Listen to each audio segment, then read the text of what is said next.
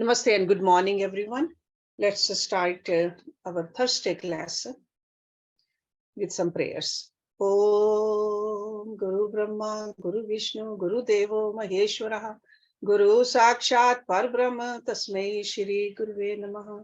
Om Bhu Bhavaswaha, Tatsavitra Varenayam, Bhargo Devasya Dhimahi, Diyo Yo Nah Prachodayat. Asto ma satgamya, tamso ma jyotirgamya, mrityurma amritam gamya.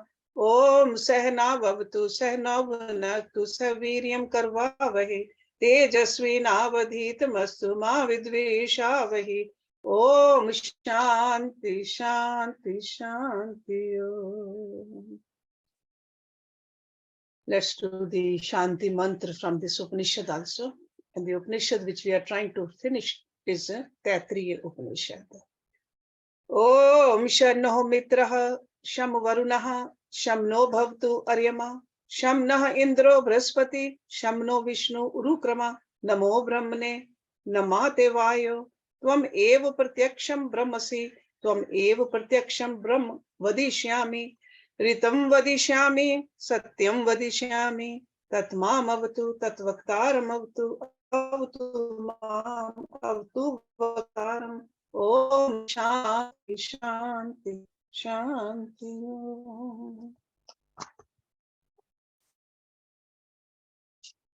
The last verse we did in our last class was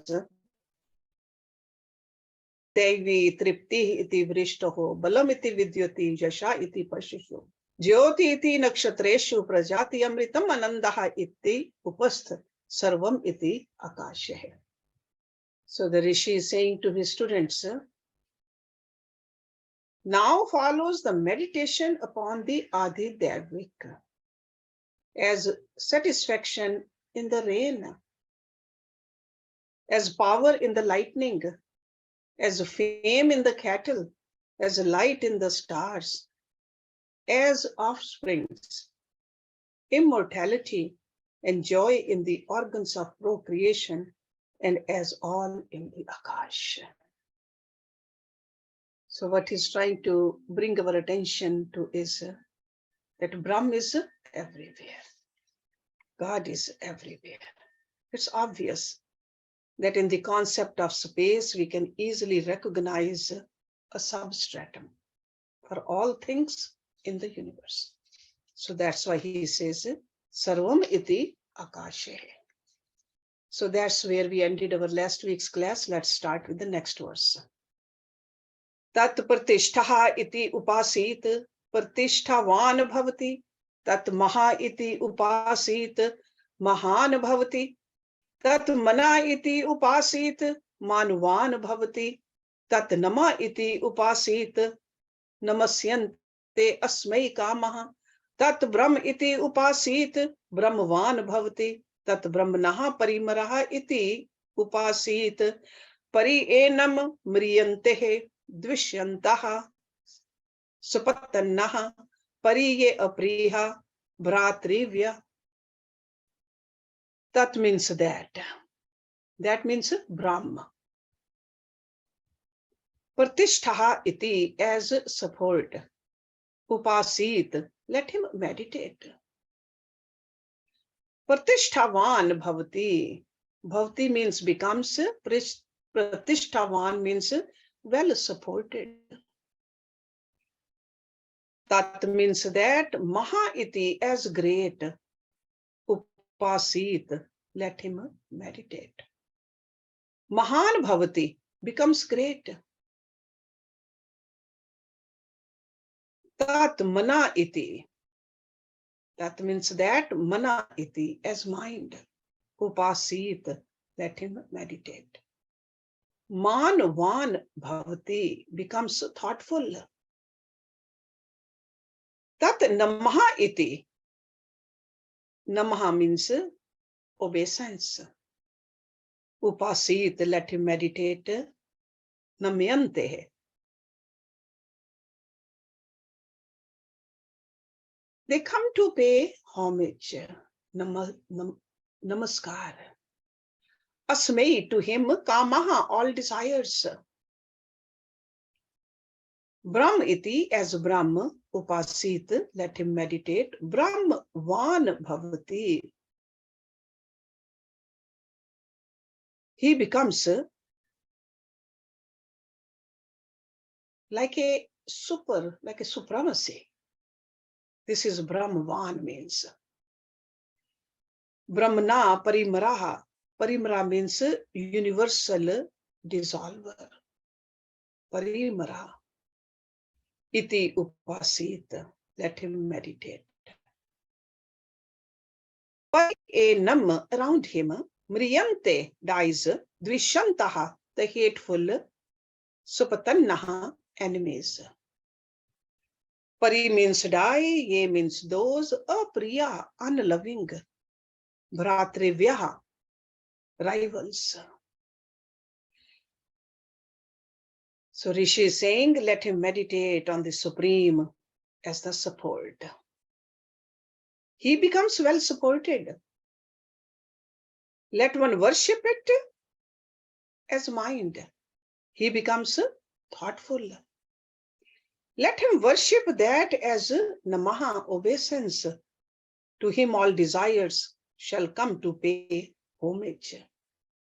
Let him meditate upon that as the supreme. He comes to supremacy in life. Let him contemplate upon that as the destructive aspect of Brahma. All those enemies who hate him and those rivals whom he does not like, die around him.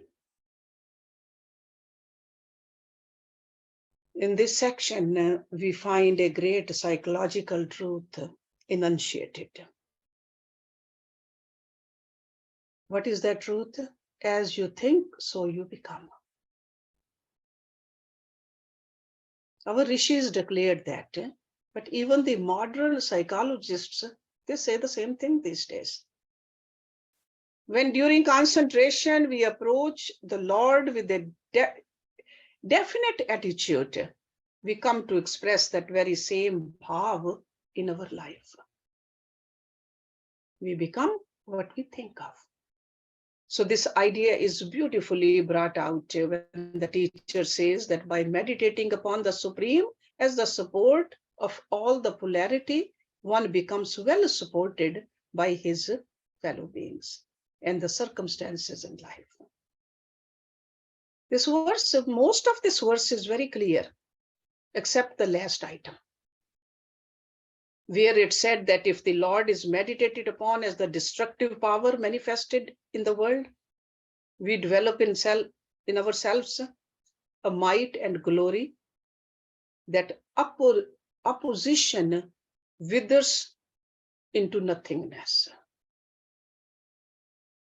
Even the enemies die. What does it really mean?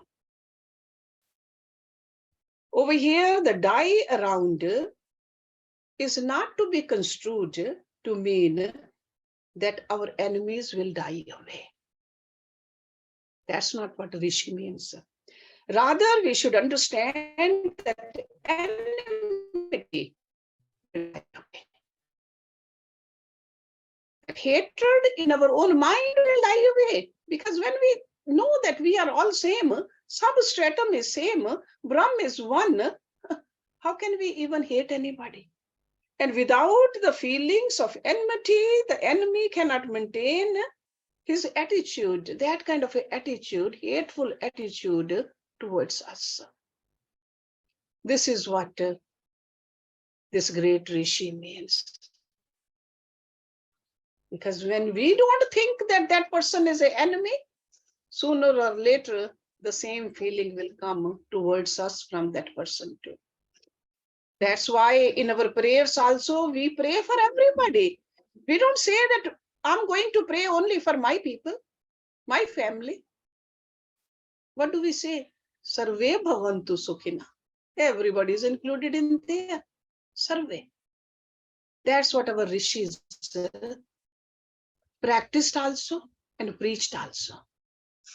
And this is what this rishi is saying. That's how we should understand this verse. In the next verse, there are only 2 more verses left. Let's try to understand these also. Sa yacha ayam purushe yacha asau aditya sa ekaha sa ya evam vitasmat lokat prete etam anmayam atmanam upkramye etam pranmayam atmanam upkramye etam manomayam atmanam upkramye etam vigyanmayam atmanam upkramyam etam anandmayam atmanam upsankrame iman lokan kamani kam rupi anusamcharan etat sam gayan asate.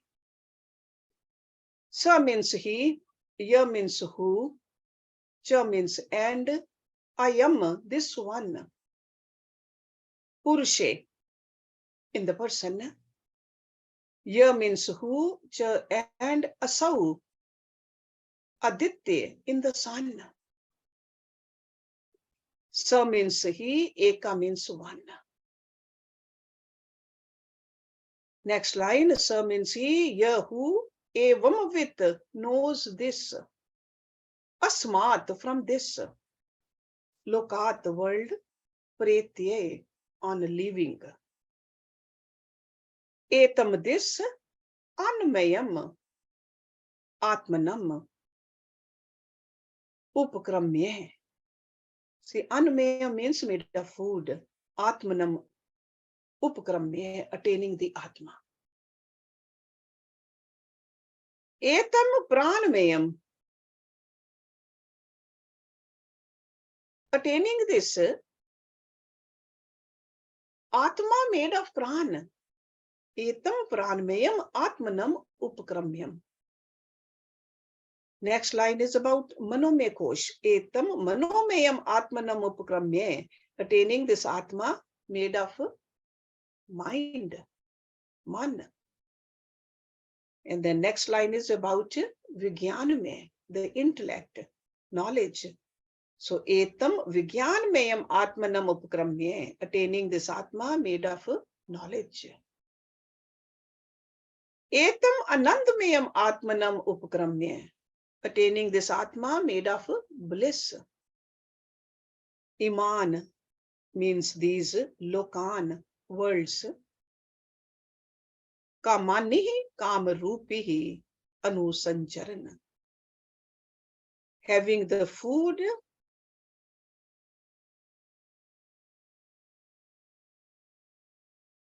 the whatever he wants. So kamani kamarupi. Kamani means having the food he likes. Kamarupi, having the forms he wants. Roop, wandering, anusancharan, wandering. Etat means this. Sam means the summons from the Samved.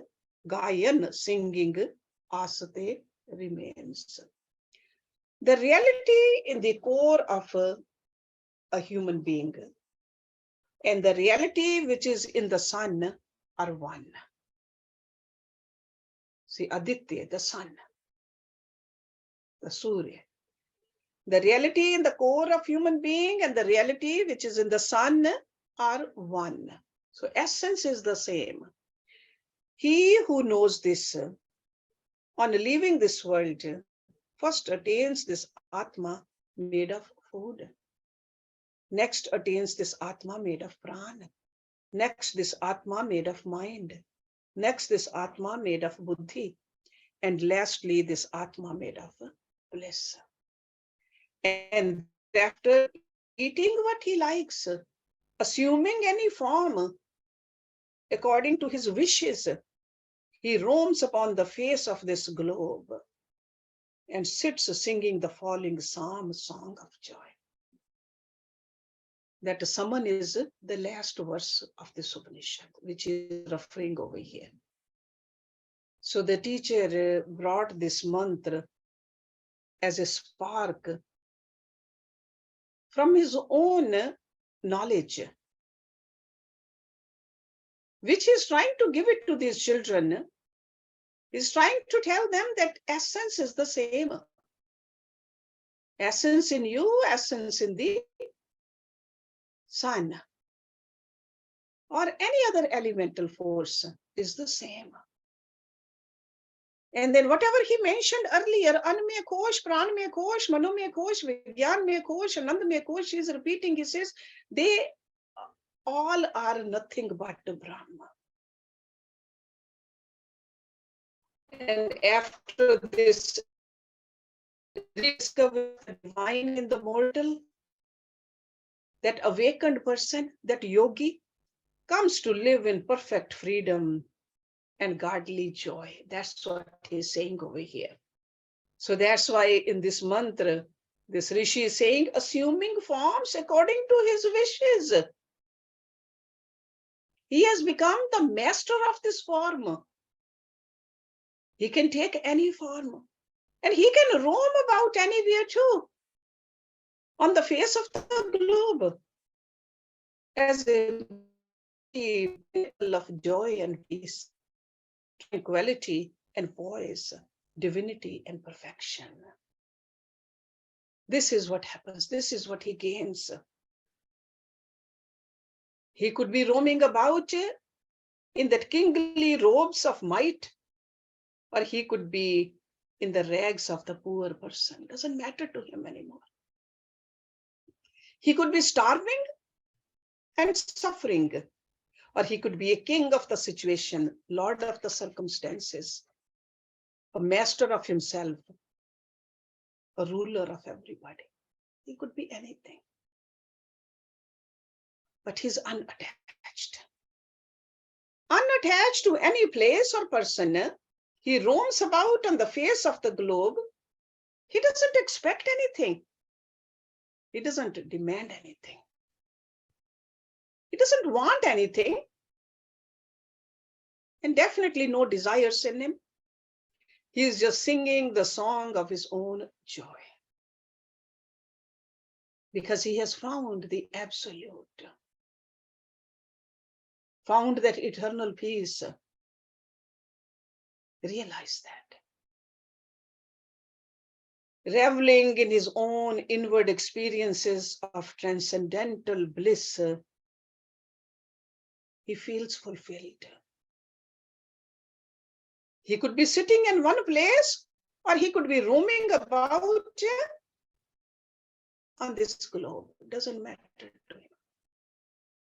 And the song of his joy is expressed here in the Psalm verse, which is quoted in the last verse of this Upanishad. Let's look at that. How? Aham annam, aham annam, aham annam. Aham ananda, aham ananda, aham ananda. Aham shlok krit, aham shlok krit, aham shlok krit. Aham asme pratham ja ritasya. Purvam devebhya amritasya na bhai. Ya ma dadati sa it ev ma avaha. Aham annam annam adantam adhi. Aham vishvam bhuvanam abhe bhavam. Suvaran jyoti ya evam ved iti Upanishad. How means oh. That means oh. Aham I annam food. And then it's repeated. I am food. Aham anadaha. Anada means the eater of food. I am eater of food.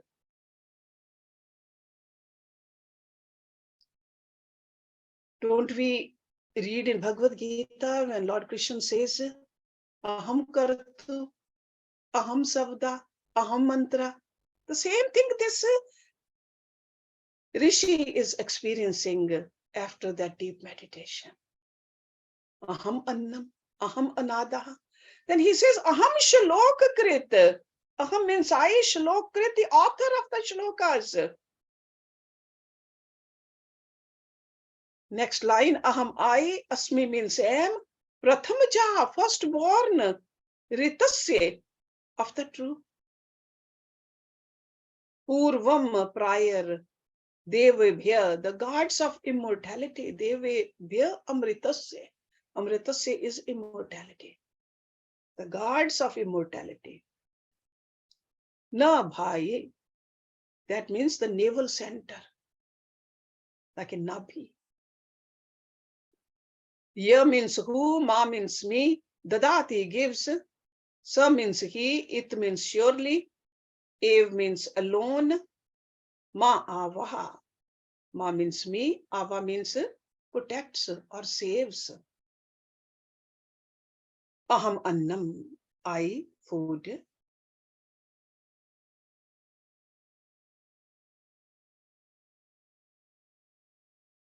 Adantam admi.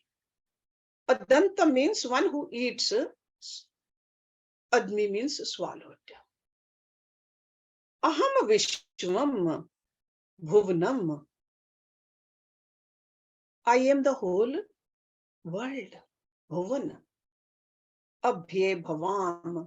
Have conquered. Suvaran jyoti. Luminous light. It's like the sun. Suvaran jyoti. Ya evam ved. Who thus knows. Iti means thus. Upanishad is the Upanishad. He says, oh, oh, oh, I am the food, I am the food, I am the food. I am the eater of the food, I am the eater of the food, I am the eater of the food. I am the author of the shlok. I am the author of the shlok. I am the author of the shlok. I am the firstborn of the true. That means of the eternal and the immortal. I am the center of immortality prior to the gods. Whoever give me, he surely does save thus. I am the food that eats him who eats food. I have conquered all in this world. I am luminous like the sun. He who knows thus also attains these results. This is the Upanishad. This is the Upanishad means Siddha. Iti Upanishad means because all these Upanishads, they were transmitted orally first. In the written form, they came later. So whenever it says Iti Upanishad, that means this is the end of the Upanishad. We are done with it. So this mantra starts out with, oh, oh, oh, that means the Rishi has realized his real nature to be nothing but the Atma, which is part of the Paramatma. So who is saying, oh, oh, oh, this is the ego-centric. Ego-centric in us gets struck with awe. I thought I was the body. I thought I was this name and fame. No, I am just Atma, which is part of Paramatma. That's why this kind of a outburst. Oh, oh, oh. It's like a wonderment, choking emotions where the language becomes impossible and the heart stammers out, seeking and reaching and searching for the words to come up according to those emotions. But no words can match these emotions. These are the moments of self-realization. He says, all these years I lived as a helpless victim of birth, disease, decay, and death. Without realizing, I am the Atma, eternal, firstborn. All this time I was a fool. So when the same ego center walks out of its delusory world of the sheets, it reaches the realm of the homogeneous spiritual experience. Homogeneous means whether it's a food or the eater of the food, whether it's a pran or the man or the buddhi, or even the bliss, everything is just Brahm only. That's what homogeneous is. Same water in the ocean, same water in the froth or the waves. or the bubbles. It's just the water. Same gold in the necklace, same gold in the earrings or the bangles, or the nose piece or headpiece. That's what he's talking about. Sameness. So on waking up from that experience, he tries to mouth this infinite discovery through the finite words. That's why these words he's repeating also. And at the same time, he says, language naturally is finite. No matter how polished the language is. Oh. It's like a wonder is a sentiment that the human heart feels when the intellect cannot solve the problem. That's what wonder is. Intellect becomes mute, trying to express through a choked heart because that experience is so big. Expression is a wonderment. And the next thing he says, I am food, I am food, I am food. Food doesn't mean only the anna. Food over here really means the world of the objects. That's a food. He is realizing that the pluralistic phenomenal world is but a projection of the self in him. So all the objects,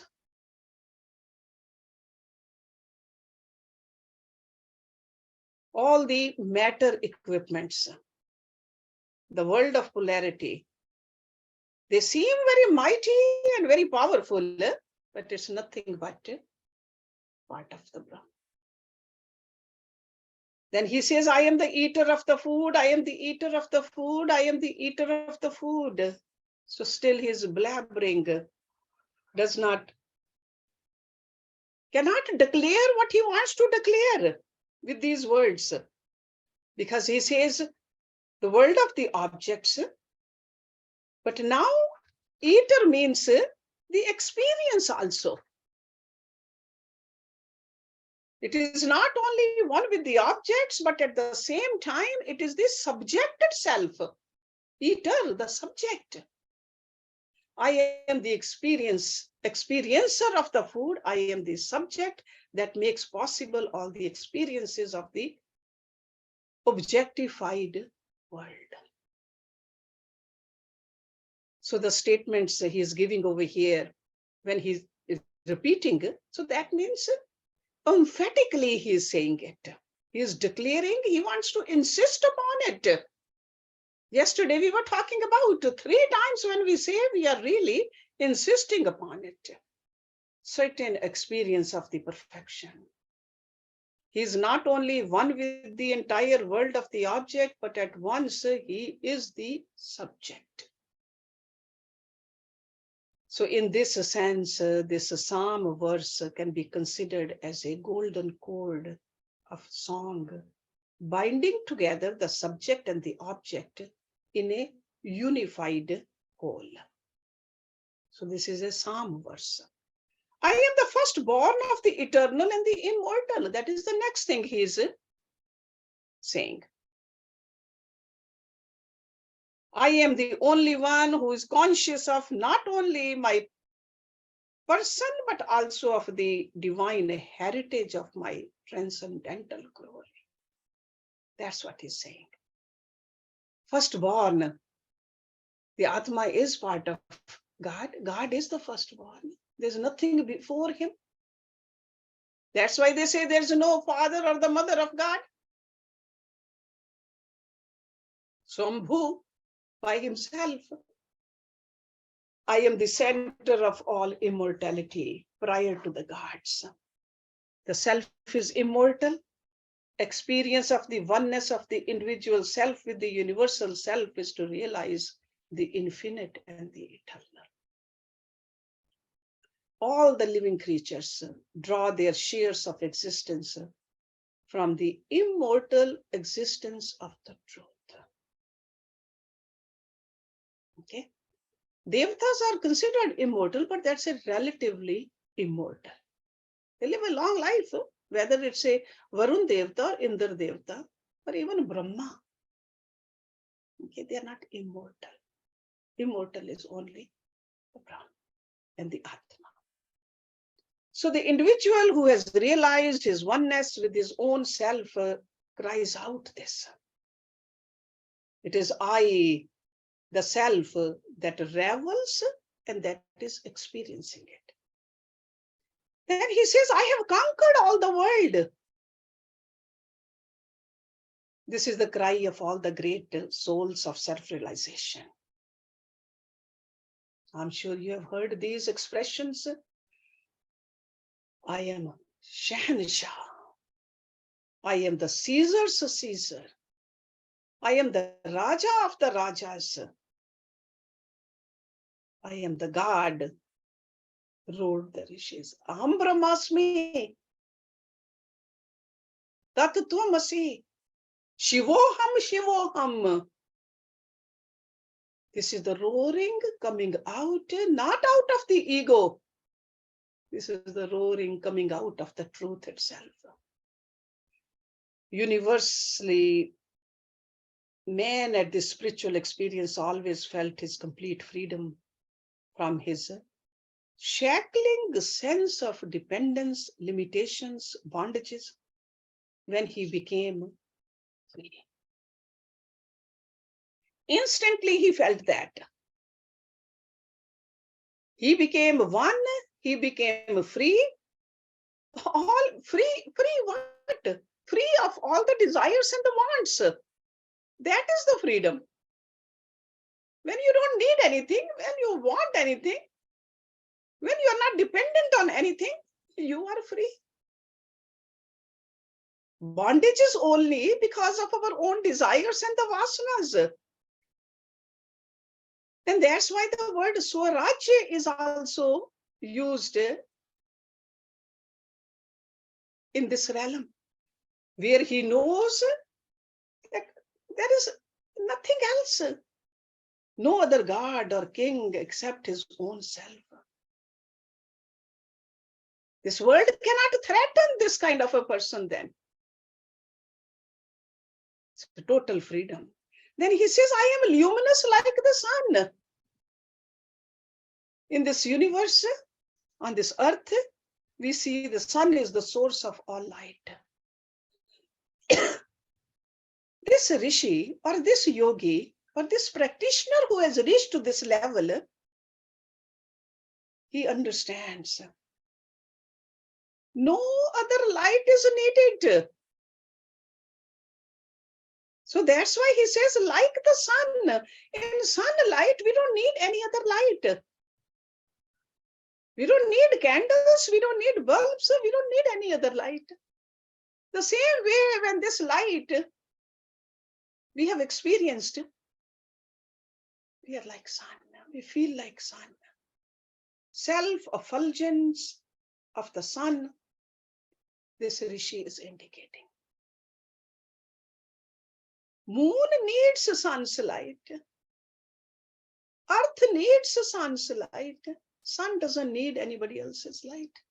It has its own light. So the self being pure knowledge, it is self-effulgent and no other knowledge is needed to know that knowledge. That's why they say, once you have this knowledge, you are the master of all the knowledges. He who knows thus. This is another statement he's making. All those who come to realize the self-effulgent Atma come to enjoy this sovereignty over the pluralistic phenomenal world and the true bliss of immortality. Because this shall be the experience of every one of us. Not just only rare few. If we follow the instructions which he gave, and we saw Brigu followed it, Varun, Rishi Varun is teaching. Rishi Putra Bhrigu is following, and he experienced. So now he's telling other students also that it is for all of you. And if you practice the way he practiced, you will follow, you will experience it too. He says, this is the Upanishad. Iti Upanishad.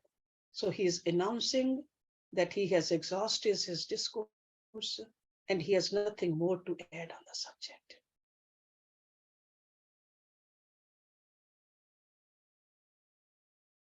When we can understand it, there's no need for any more instructions. Once we have gotten very clear instructions, then we got to do our part, where we practice. So without practice, the knowledge becomes a burden. But when we practice, it becomes a very powerful thing. So that's why he says that I have concluded my teachings and you practice also. So let's stop it here and we'll have some discussion. Om Purnamada Purnamidam Purnat Purnamudachyate Purnasya Purnamadaya Purnameva Vishishyate. Om Shanti Shanti Shanti Om. Thank you very much.